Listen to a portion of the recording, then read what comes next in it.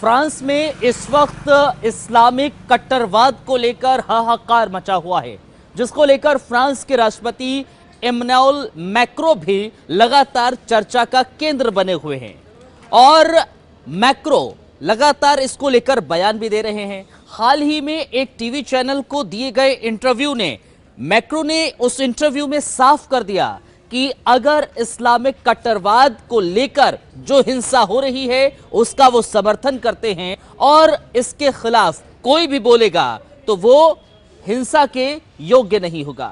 जरा इस रिपोर्ट में देखिए इस इंटरव्यू के जरिए मैक्रो और क्या कहते नजर आए। Attaqué en Arabie Saoudite, à Jeddah, au même moment des interpellations sur notre territoire se faisaient. Je veux ici dire d'abord et avant tout le soutien de la nation tout entière aux catholiques. France के राष्ट्रपति Emmanuel Macron एक बार फिर से चर्चा में हैं। अपने Islamic आतंकवाद संबंधित बयान को लेकर मुस्लिम देशों में विरोध का सामना कर रहे मैक्रो शनिवार को एक टेलीविजन चैनल से बात करते हुए ये कह गए कि लोगों को पैगंबर के कार्टूनों से झटका लग सकता है, लेकिन कभी भी ये स्वीकार नहीं किया जा सकता कि इसके लिए हिंसा को उचित ठहराया जाए। दरअसल अल जजीरा से बातचीत करते हुए मैक्रो ने कहा कि मैं अपने स्वतंत्रता और हमारे अधिकारों की रक्षा करना अपना कर्तव्य समझता हूँ। फ्रांसीसी राष्ट्रपति ने बार बार जोर देकर कहा कि वो विश्वास और अभिव्यक्ति की अपनी बुनियादी स्वतंत्रता पर कोई समझौता नहीं करेंगे। नीस में हुए हमले के बाद फ्रांस के राष्ट्रपति मैक्रो ने अपने शहर में सुरक्षा को भी बढ़ा दिया है। किसी भी घटना के लिहाज से फ्रांस ने अपने चर्च और स्कूल में हजारों की संख्या में पुलिस और सुरक्षा बलों में बढ़ोतरी भी कर दी है। Merci d'être là et vous avez raison de rappeler que notre pays a été frappé à 3 reprises par des actes terroristes conduits par des extrémistes violents qui l'ont fait en déformant, en détournant l'islam et avec des actes qui ont véritablement sidéré, blessé le peuple français. La décapitation d'un professeur parce qu'il enseignait librement. Et à Nice, ce jeudi, dans une église, la basilique Notre-Dame de Nice, la décapitation de 2 personnes et l'attaque au coup de couteau d'une 3e. Et donc la France aujourd'hui est sous le choc de ces attentats, à la fois dans un sentiment de tristesse, d'unité aussi et de colère. Et pour la première fois, alors même que nous vivions ces attentats, il y a eu des réactions très, très fortes dans, je dirais, à l'international pour attaquer la France sur la base de beaucoup de malentendus. Et c'est pour ça que je voulais les lever, y compris avec vous, parce que j'ai suivi ce qu'il y avait parfois dans vos réseaux sociaux, sur votre antenne, et je pensais qu'il fallait lever beaucoup de malentendus. Alors, si vous le permettez, mon premier mot, il sera pour les Français dont la confession est plutôt d'être catholique, parce qu'ils ont vécu hier une blessure très profonde. Je veux leur redire tout notre soutien, la protection de la République. J'étais il y a quelques minutes avec le pape pour justement évoquer cela. Ensuite, plus largement, je veux redire que la France est un pays attaché à la liberté de culte et ce qu'on appelle souvent la laïcité, ce terme si compliqué et qui donne lieu à tant de malentendus que j'espère nous dissiperons aujourd'hui, qui, je le rappelle, est une liberté de croire ou de ne pas croire, mais qui fait de la France un pays où nous souhaitons que chacun soit citoyen, quelle que soit sa religion, et où chacun ait les mêmes droits politiques, civiques, quelle que soit sa religion, et où en quelque sorte la société elle vit avec toutes les religions qui s'y expriment, et c'est important, et la transcendance a une place dans la société, mais où l'État doit garantir ce droit à chacun. France के आंतरिक मंत्री गोलार्ड डाम्ब्री ने यह भी कहा कि France इस्लामी विचारधारा के खिलाफ युद्ध में लगा हुआ है। देश में और भी हमले होने की संभावना है। ब्राजील के विदेश मंत्रालय ने शुक्रवार को कहा था कि पीड़िता सिमोन बारेटो एक किशोर रूपी फ्रांस चली गई थी और 3 बच्चों की मां थी। हमले के बाद यूरोपीय काउंसिल के सदस्यों ने भी साझा बयान जारी किया। यूरोपीय सदस्य फ्रांस में हुए आतंकी हमलों से दुखी हैं और कहा है कि इस हमले की निंदा की जा रही है। वहीं यूरोपीय सदस्यों ने कहा है कि इस घड़ी में फ्रांस के साथ खड़े हैं। हम दुनिया भर के नेताओं से आह्वान करते हैं कि धर्म और कम्युनिटीज के बीच में इस झगड़े का आपसी बातचीत से समाधान निकाला जाए। इसके बाद राष्ट्रपति इमानुएल मैक्रों ने बड़ा बयान दे दिया। उन्होंने ट्विटर पर लिखा कि हम एक परिवार हैं, कठिन समय में संयुक्त हैं। हमारे मूल्यों की रक्षा करने के लिए इकट्ठा हुए सभी लोगों से मैं ये कहना चाहता हूँ, आपके समर्थन के लिए धन्यवाद। उन्होंने एक दूसरे ट्वीट में लिखा कि मैं सभी की एकता का आह्वान करता हूँ। उन्होंने लिखा कि फ्रांसीसियों, अपना धर्म, आस्था, विश्वास जो भी हो, ऐसे समय में हम सभी को एक होना है। विभाजन की भावना को बढ़ावा मत दो।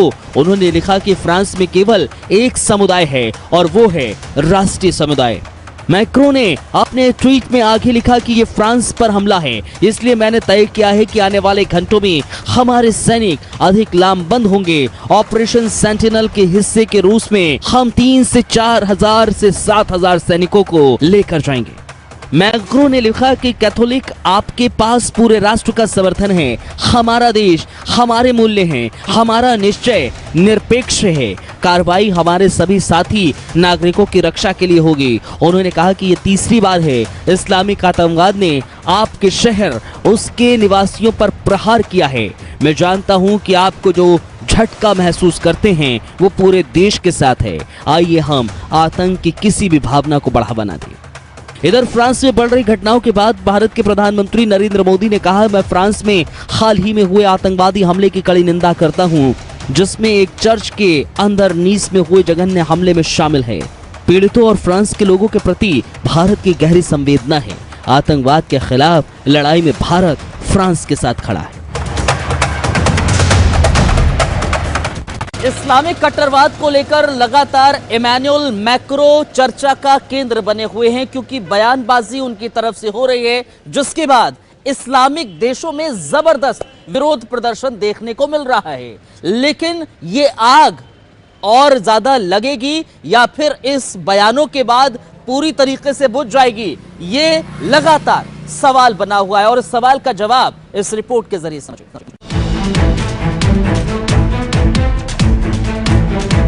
Merci d'être là et vous avez raison de rappeler que notre pays a été frappé à 3 reprises par des actes terroristes conduits par des extrémistes violents qui l'ont fait en déformant, en détournant l'islam d'un professeur parce qu'il enseignait librement.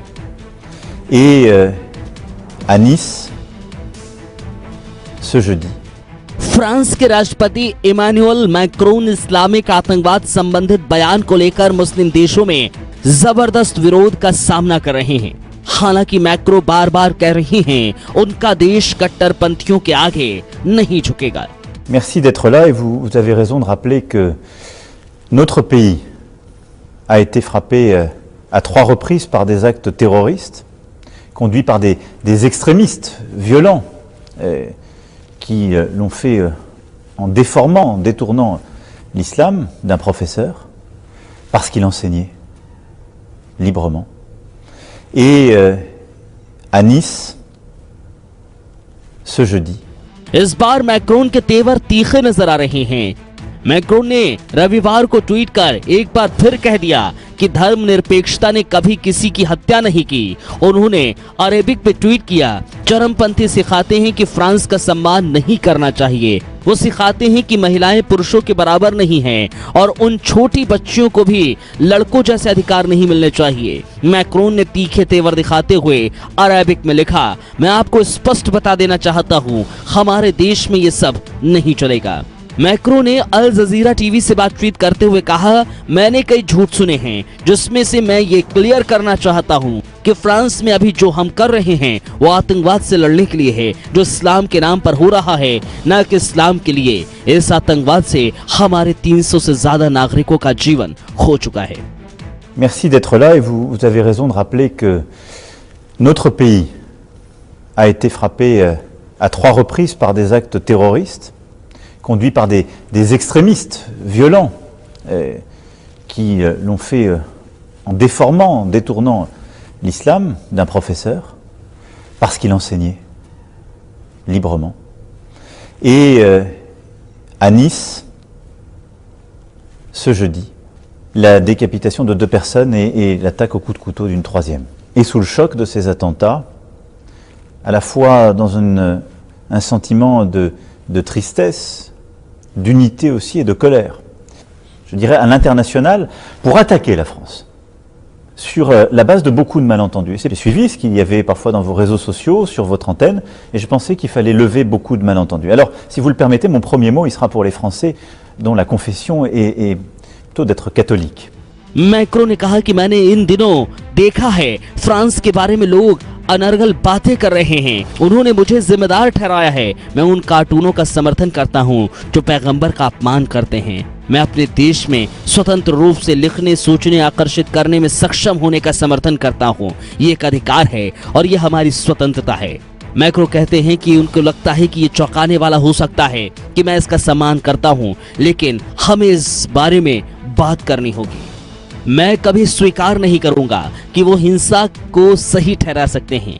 मेरा मानना है कि हमारा mission हमारी स्वतंत्रता और अधिकारों की रक्षा करना है। Special desk.